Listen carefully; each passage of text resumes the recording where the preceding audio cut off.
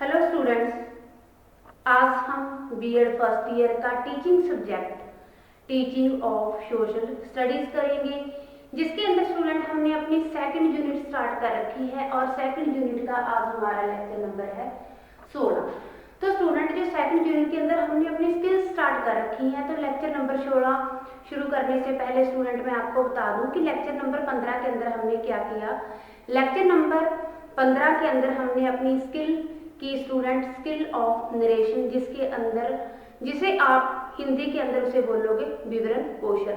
तो स्टूडेंट पहले मैंने आपको विवरण कौशल का अर्थ बताया, फिर उसके तत्व बताए, फिर हमने क्या किया कि जो विवरण कौशल है उसके कौन कौन से घटक हैं और विवरण कौशल का विकास विद्यार्थियों के अंदर कैसे किया जाए और जो विवरण कौशल है उसकी सीमाएं और दोष कौन कौन से हैं। फिर इसके बाद स्टूडेंट हमने किया कि जो विवरण कौशल है उसको लिखते टाइम उसको कौन कौन सी सावधानियां हमें बरतनी चाहिए। तो स्टूडेंट आज हम करने जा रहे हैं लेक्चर नंबर 16 के अंदर हम अपनी नेक्स्ट स्किल, जिसे हम बोलेंगे खोजपूर्ण प्रश्न कौशल, और इंग्लिश के अंदर स्टूडेंट हम बोलेंगे इसे स्किल ऑफ प्रोबिंग क्वेश्चंस। तो स्टूडेंट तो हम इसे स्टार्ट करते हैं। पहले मैं आपको बताती हूँ जो खोजपूर्ण प्रश्न कौशल है उसका अर्थ क्या होता है। स्टूडेंट पहले करते हैं हम अर्थ।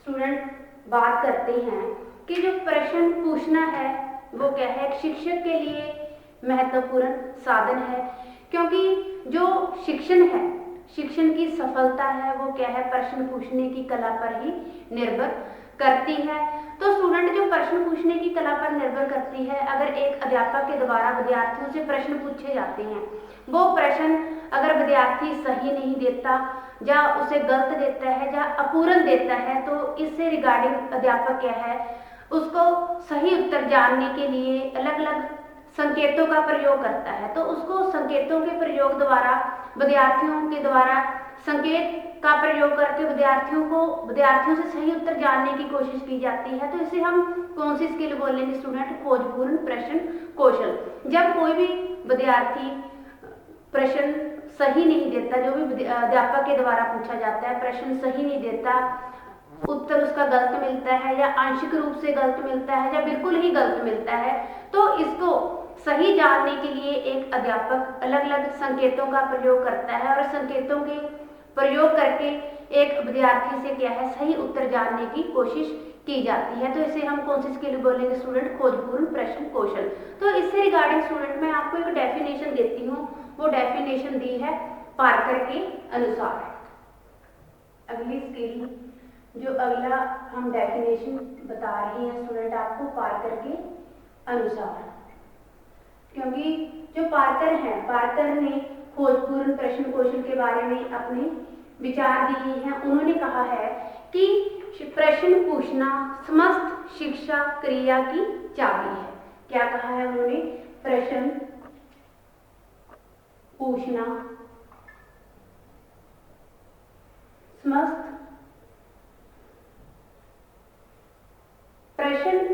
समस्त शिक्षा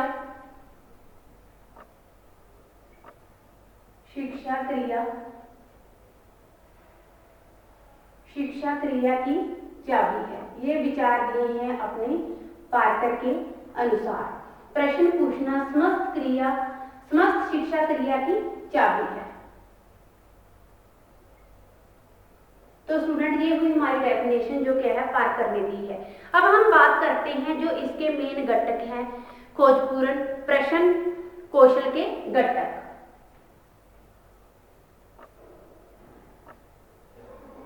खोजपूर्ण प्रश्न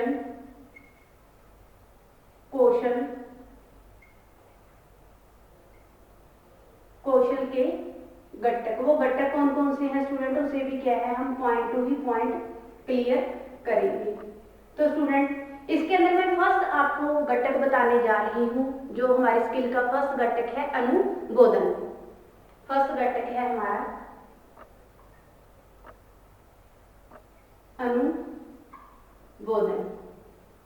तो स्टूडेंट बात आती है कि जो अनुबोधन फर्स्ट घटक है, इसके अंदर संकेतों के द्वारा छात्र छात्राओं क्या है, इसके माध्यम से अलग अलग अलग क्षेत्रों संकेतों के द्वारा छात्र छात्राओं को सही उत्तर देने के लिए प्रेरित किया जाता है। तो इसे क्या हम बोलेंगे, अनुबोधन बोलेंगे। कोई भी संकेत के माध्यम से जब एक अध्यापक अपने छात्र छात्राओं को सही उत्तर देने के लिए प्रेरित करते हैं तो उसे अनुबोधन बोलते हैं। अब जो अनुबोधन तकनीक है, इसके अंदर छात्र छात्राओं के अंदर अनेक विकास होते हैं। वो विकास कौन कौन से होते हैं, जैसे फर्स्ट पॉइंट में आपको बता रही हूँ स्टूडेंट, इससे कोई भी प्रश्न है, प्रश्न का उत्तर उन्हें लॉन्ग टाइम तक याद रहता है। सेकंड पॉइंट आता है कि प्रेरणा का मिलना, जैसे इसके अंदर है फर्स्ट पॉइंट में बताया मैंने, प्रेरणा का मिलना, प्रेरणा का मिलना। दूसरा आया कि जो भी उत्तर है, उत्तर क्या है, अधिक समय तक याद रहता है, उत्तर अधिक समय तक याद रहता है।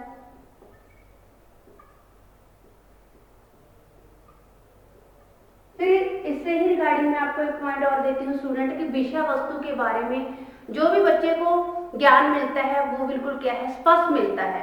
अब जैसे बच्चों के अंदर आत्म विकास का भी विकास होता है, आत्मविश्वास का विकास होता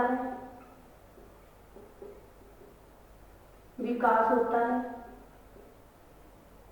तो ये है स्टूडेंट हमारी जो खोजपूर्ण प्रश्न कौशल का फर्स्ट पॉइंट, जिसे हम अनुबोधन बोलेंगे। अनुबोधन के अंदर संकेतों के द्वारा छात्र छात्राओं को सही उत्तर देने के लिए प्रेरित करना अनुबोधन कहलाता है। इसके अंदर जो अनुबोधन तकनीक है, अनुबोधन तकनीक के द्वारा छात्रों के अंदर क्या है, कई ढंग के अंदर वो सहायक है। वो कौन कौन से, जैसे मैंने आपको बताया कि बच्चों के अंदर आत्मविश्वास का विकास होता है, प्रेरणा का मिलना, बच्चों को जो भी बच्चों के द्वारा उत्तर लिए जाते हैं वो उन्हें क्या है, लॉन्ग टाइम तक याद रहते हैं। फिर मैंने आपको पॉइंट बताया स्टूडेंट कि विषय वस्तु के बारे में जो भी बच्चे को ज्ञान होता है, जो भी बच्चे को बोध होता है वो क्या है, स्पष्ट होता है। अगला पॉइंट स्टूडेंट हम क्लियर करते हैं इसके अंदर की अधिक सूचना प्राप्ति। सेकंड पॉइंट है स्टूडेंट हमारा अधिक सूचना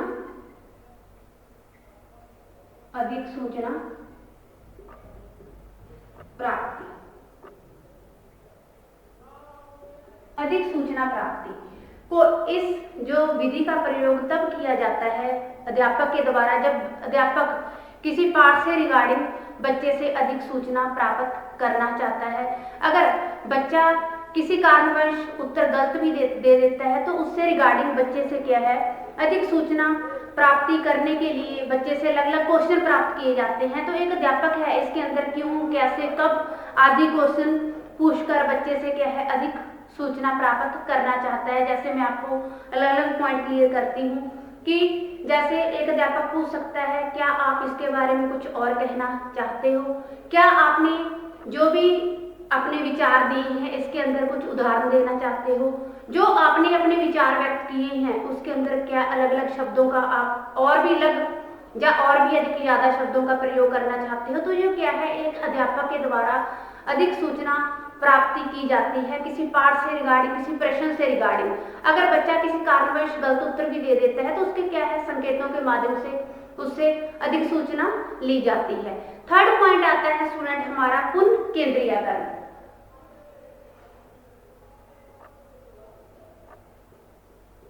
पुनः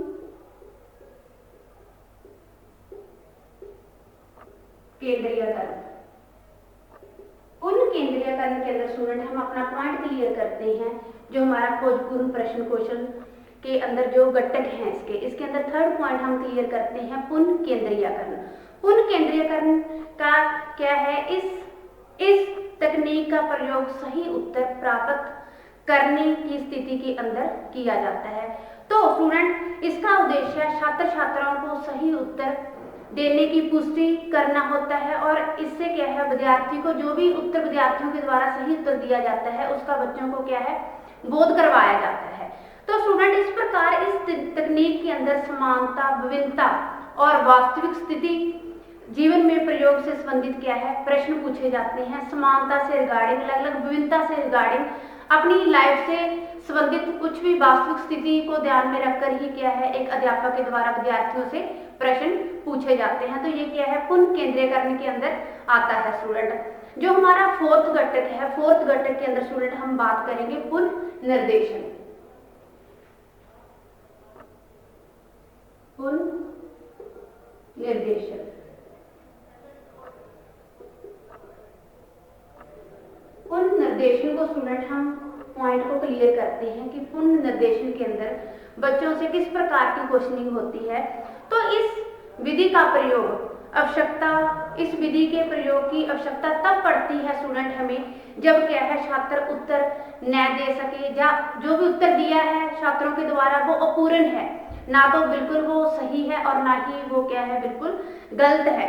तो एक ही जो प्रश्न है, प्रश्न के छात्र छात्राओं से पूछा जाता है, तो ये मान के चलो स्टूडेंट कि इसके अंदर जो खोजपूर्ण उत्तर ढूंढने की कोशिश की जाती है। इसका प्रयोग तब भी किया जाता है जब क्या है किसी भी अध्यापक के द्वारा अधूरा उत्तर दिया, अध्यापक द्वारा नहीं किसी स्टूडेंट के द्वारा अधूरा उत्तर दिया जाता है, या किसी वो क्या है गलत उत्तर दे रहा है। अधिक सूचना प्राप्ति के लिए भी जो पुनः निर्देशन है इसका प्रयोग किया जाता है।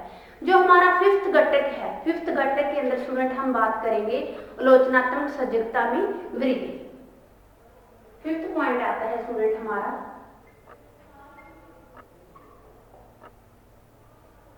आलोचनात्मक सजगता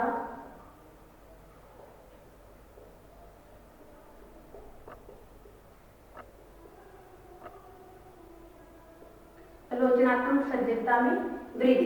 तो स्टूडेंट जो आलोचनात्मक सजगता में वृद्धि है, इसका जो इस प्रविधि का प्रयोग है ये तब किया जाता है जब क्या है किसी भी उत्तर, जो किसी भी विद्यार्थी के द्वारा सही उत्तर हमें मिल जाता है, तो इस प्रविधि का प्रयोग तब किया जाता है। और इस प्रविधि का प्रयोग बच्चे की आलोचनात्मक सजगता और उसका दृष्टिकोण का विकास करना होता है। क्या है जब किसी भी बच्चे के द्वारा उत्तर सही मिलने पर इस प्रविधि का प्रयोग किया जाता है। इस प्रविधि के द्वारा आलोचनात्मक सजगता एवं आलोचनात्मक दृष्टिकोण का विकास होता है, और इसके लिए बच्चे से क्या है निम्न प्रकार के प्रश्न पूछे जाते हैं। वो प्रश्न कौन कौन से हैं जिसको स्टूडेंट हम पॉइंट टू पॉइंट क्लियर करेंगे, डिस्कशन करेंगे। जैसे आपने यह किस आधार पर कहा, कोई भी बच्चे जो कोई भी क्या है एक टीचर के द्वारा स्टूडेंट से क्वेश्चन किया जाता है कि यह आपने किसके आधार पर कहा,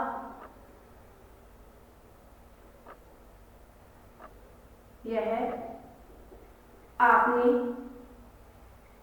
किस के आधार पर कहा।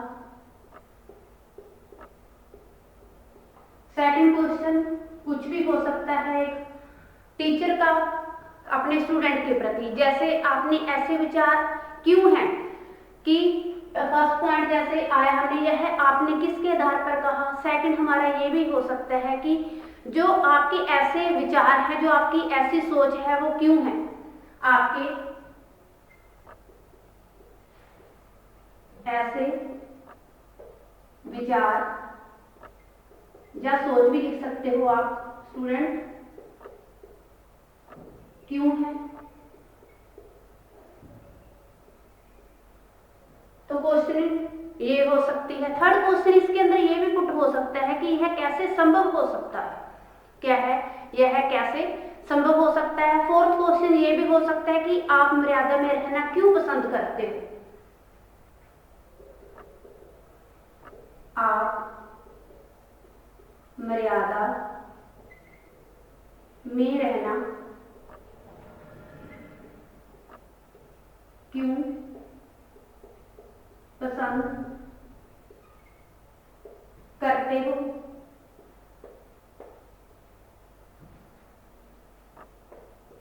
क्वेश्चन ये भी हो सकता है स्टूडेंट्स। अगला क्वेश्चन ये भी हो सकता है कि इस घटना के पीछे कौन कौन से कारण हो सकते हैं। तो जो आलोचनात्मक सजगता में वृद्धि है, इसका इस प्रविधि का प्रयोग तब किया जाता है जब किसी भी स्टूडेंट्स के द्वारा सही उत्तर दिया जाता है। तो इस प्रविधि के द्वारा आलोचनात्मक सजगता एवं आलोचनात्मक दृष्टिकोण का विकास बच्चों के अंदर क्या है होता है। और इसके लिए निम्न प्रश्न पूछे जाते हैं। वो निम्न प्रश्न कौन कौन से हैं, जैसे मैंने आपको बताया, यह आपने किसके आधार पर कहा, आपके ऐसे विचार या ऐसी सोच क्यों है, और आप मर्यादा में रहना क्यों पसंद करते हो। क्वेश्चन कुछ और भी हो सकता है कि आपके ऐसे विचार क्यों हैं, आपने यह किस आधार पर कहा, क्या ये कैसे संभव हो सकता है। तो ये स्टूडेंट प्रश्न कुछ भी हो सकते हैं, प्रश्न कुछ भी पूछे जा सकते हैं। तो ये स्टूडेंट हमारी स्किल हुई क्लियर, जिसके अंदर जो आज हमने स्किल की है अपनी खोजपूर्ण प्रश्न कौशल, स्किल ऑफ प्रोबिंग क्वेश्चन, जिसके अंदर स्टूडेंट मैंने आपको बताया कि जो खोजपूर्ण प्रश्न कौशल है इसका अर्थ क्या है। क्योंकि एक शिक्षक है, एक अध्यापक है, प्रश्न पूछना उसका एक महत्वपूर्ण साधन है। अगर हम बात मान के चले, जो टीचिंग है, जो शिक्षण है, शिक्षण की सफलता प्रश्न पूछने की कला पर ही निर्भर करती है।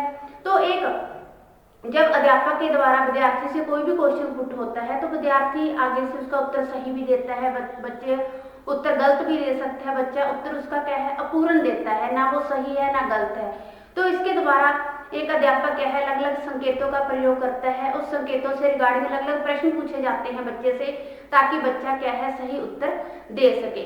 इससे रिगार्डिंग स्टूडेंट मैंने आपको एक डेफिनेशन दी, वो डेफिनेशन थी पार्कर के अनुसार, जिन्होंने अपने विचार दिए हैं कि प्रश्न पूछना समस्त शिक्षा क्रिया की चाबी है।